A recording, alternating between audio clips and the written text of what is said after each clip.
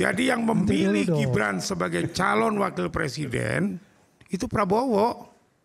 Iya, saya mau tanggepin, mau saya kuatkan ini bukan Joko Widodo. Ini yang mau saya mau kuatkan. Jadi ya, saya sudah sampaikan, saya pernah ngomong langsung sama Prabowo, Pak, Bapak mau nyalon sebagai presiden nggak? Nggak ada gunanya. Kalau tidak didukung Jokowi ngabisin duit aja.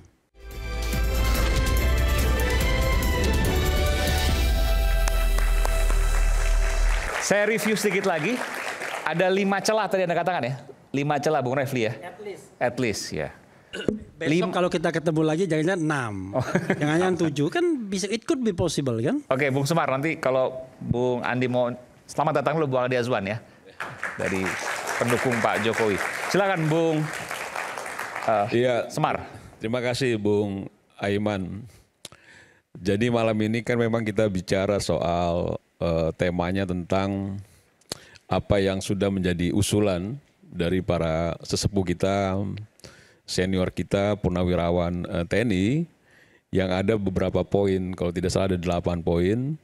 Cuma yang cukup seksi dari awal tadi kita jam 7 lewat sedikit sampai detik ini kita membahas soal pemakzulan Mas Wapres, Gibran Rakabuming Raka.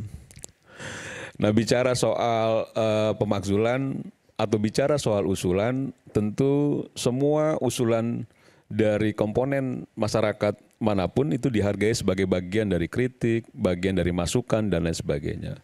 Tapi bukan berarti juga semua saran atau usulan itu mutlak harus dilakukan atau diakomodasi secara politik oleh pemerintah, dalam hal ini presiden, serta-merta.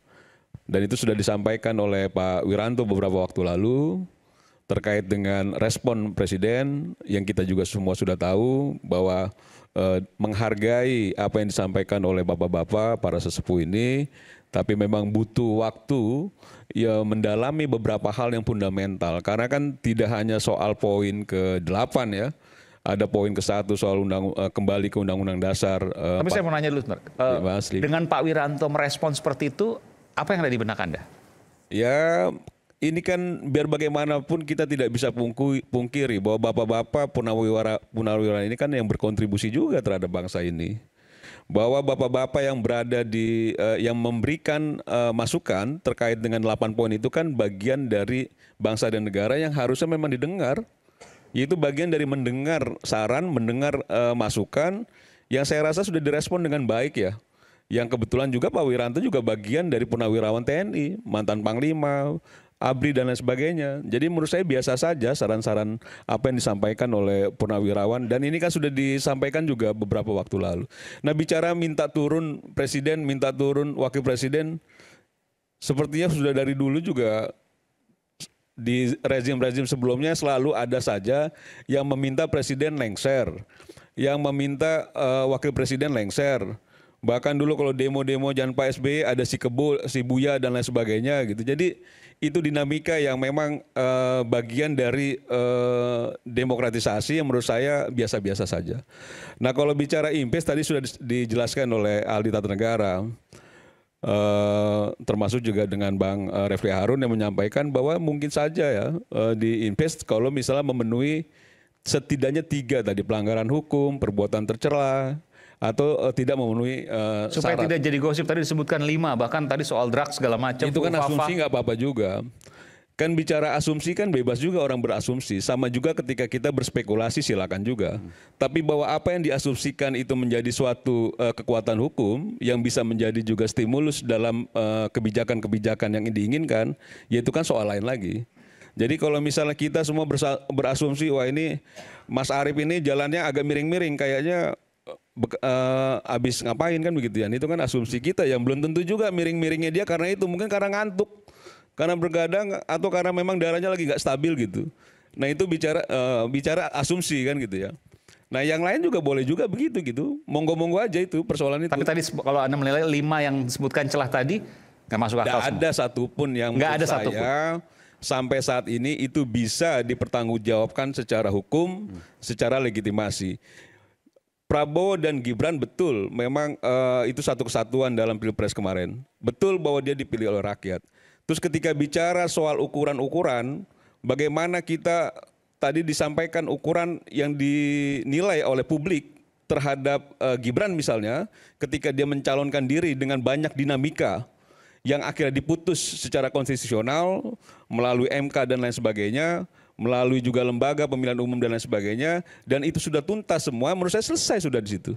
Nah kalau misalnya mau masuk tudingan pelanggaran itu yang tadi disampaikan soal perbuatan tercela, hukum kan gitu ya, tidak memenuhi syarat. Nah silakan itu yang diperkuat. Nah tapi kalau misalnya memang juga ingin ada tendensi politik, kalau saran saya ya bangun kekuatan politik, bertarung lagi 2029 kan begitu. Bertarung lagi 2029, mudah-mudahan bisa menang. Kalau misalnya tidak menang, ya bangun lagi kekuatan kan gitu ya. Jadi ini yang menurut saya bahwa usulan dari bapak-bapak purnawirawan ini patut dihargai, tapi juga ada beberapa hal kan yang kira-kira misalnya kita begini ya. Di poin ke-6 kalau tidak salah soal reshuffle menteri-menteri yang melakukan tindak pidana korupsi dan serta ada kaitannya dengan Pak Jokowi. Nah dalam posisi bahwa kita setuju sekali bahwa mereshuffle atau mengganti menteri yang memang terindikasi kuat atau terbukti melakukan tindak pidana korupsi itu kita setuju.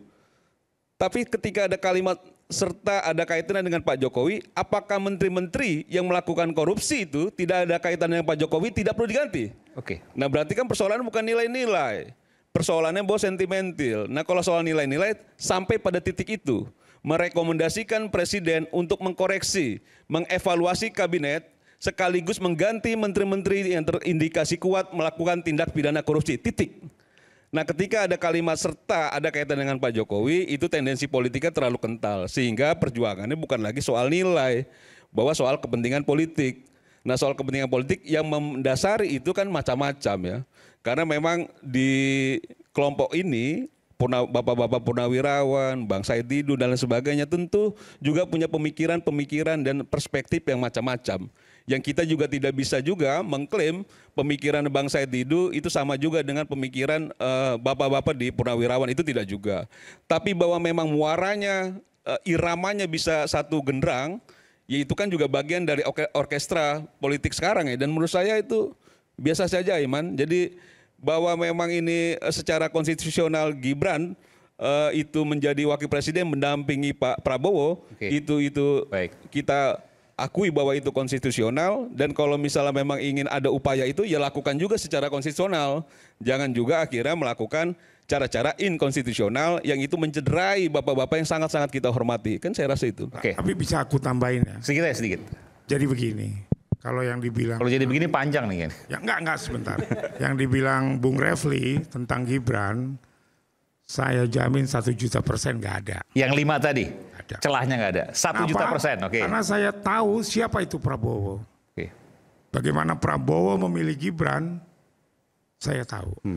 Yang meminta Gibran menjadi wapres itu adalah Prabowo. Jadi kalau maksudnya Bung Arief, Pak Prabowo selalu mengecek siapa partnernya. Gini, kalau ada mental ideologi lah kurang lebih begitu ya. Boleh nggak saya tanggapin? Enggak nanti dulu. Oh belum ya. Jadi yang memilih Gibran sebagai calon wakil presiden itu Prabowo. Iya, saya mau tanggapin, mau saya kuatkan ini bukan Joko Widodo. Ini yang mau saya kuatkan. Jadi ya, saya sudah sampaikan, saya pernah ngomong langsung sama Prabowo, Pak, Bapak mau nyalon sebagai presiden nggak? Nggak ada gunanya. Kalau tidak didukung Jokowi ngabisin duit aja. Itu yang dia katakan. Jadi kita nih harus paham juga. Jangan kemudian pura-pura, wah saya tahu betul yang minta ini. Seolah-olah mintanya itu, wah ini maaf kata, ini orang yang berkualitas. Ini mohon maaf ya. Jangan pegang dulu mic-nya. Langsung dia. Seorang berkualitas yang akan menjadi pemimpin masa depan bangsa hebat. No way bro. Kita pahamlah di Indonesia ini. Kalau Anda tidak memiliki yang namanya satu, kekuatan finansial, financial resources. Kedua, Anda tidak menguasai state facilities, fasilitas negara. Anda tidak punya yang namanya state apparatus. Nggak akan menang dalam pemilu, apalagi pilpres. Ini saya mau memperkuat sebentar dulu ini. Dong. Makanya saya katakan, kalau nanti Pak Prabowo mau nyalon di 2029, saya sarankan nggak usah pemilu, nggak usah pilpres. Kalau arrangement pemilunya masih saat ini, udahlah kita tahu semua itu. Jangan pura-pura nggak tahu. Ini bapak-bapak purnawirawan ini paham tuh terhadap junior-juniornya seperti apa. Iya kan? Jadi begini. Karena itu, sebentar dulu bro. Iya kan? Karena itu sebenarnya ada tugas berat kita ke depan. Bagaimana membuat demokrasi Republik Indonesia ini bagus dan normal. Serta tidak ada money politics. Tidak ada penggunaan kekuatan state aparatus. Tidak ada yang namanya penggunaan state facilities untuk memenangkan. Dan tidak ada juga ancaman kriminalisasi. Udahlah kita tahu semua. Daerah-daerah yang bakal kalah dan lain sebagainya. Itu dimobilisasi, ada yang dipanggil dan lain sebagainya. Cuman masalahnya adalah kita kan tidak mau mengevaluasi itu secara total. Padahal saya katakan, ini Pak Prabowo, this is the time, ya, your time untuk memperbaiki Indonesia. Cuma memang dia bisa memperbaiki Indonesia secara kafa kalau dia tidak punya ambisi untuk the second term of office. Kalau dia mau nyalon lagi, maka governance berpemilu itu tidak akan pernah dia perbaiki. Karena itulah jaminan kemenangan. Tetapi kalau seandainya kita a fair competition, betul-betul kompetisi yang sehat, tidak ada money politics dan lain sebagainya, maka Indonesia ini jauh lebih cerah. Jauh lebih siapapun yang menang akan membahagiakan. Tapi kalau pemilunya seperti yang kita tahu yang sudah-sudah, udahlah. Maka kemudian dalam konteks ini wajar. Kalau Purnawirawan bilang, udahlah kembali pada Undang-Undang 45 aja. Brengsek pemilihan langsung presiden itu. Ya kan? Lebih baik pemilihan oleh MPR, oleh bapak-bapak bangsa. Walaupun kalau untuk kembali pada Undang-Undang Dasar kita perlu diskusi lagi Pak ya. Ya kan? Karena nanti tidak ada MK, tidak ada macam-macam.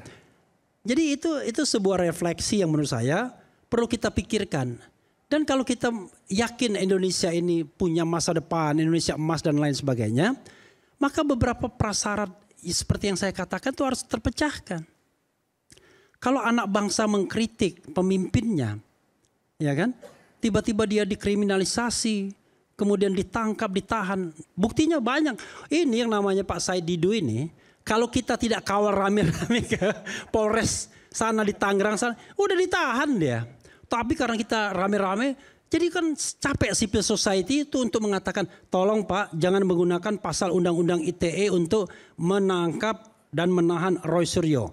Karena yang Pak Jokowi lakukan, dia mengatakan saya difitnah sefitnah-fitnahnya, saya direndahkan serendah-rendahnya, kan begitu? Sehina-hinanya, saya dihina sehina-hina. Itu apa? Itu pencemaran nama baik dan penghinaan.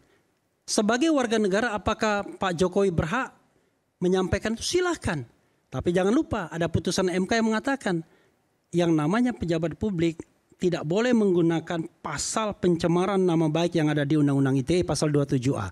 Karena pejabat publik, profesi, kelompok tertentu, lembaga negara itu putusan terbaru. Walaupun sudah tidak jadi presiden. Kan dia kan masih danantara bro. Kan masih jadi pejabat publik. Anda melihat, dia. Oke. Masih. Jadi kalau kita minta yang namanya public transparency, dia masih pejabat publik sesungguhnya. Ya kan? Dan sebentar lagi sebenarnya akan ada one team press juga. Cuman barangkali gara-gara ini mungkin ditunda one team pressnya. Gitu tambahan saya. Oke, ya. baik. Membuat baik. kita tersenyum lah sedikit ya. Hidup saya Indonesia. Kesempatan ya ke Bung Ray Rangkuti dan juga Bung Andi Azwan. Sesaat lagi kita akan balik. Tetap sama kami Rakyat Bersuara.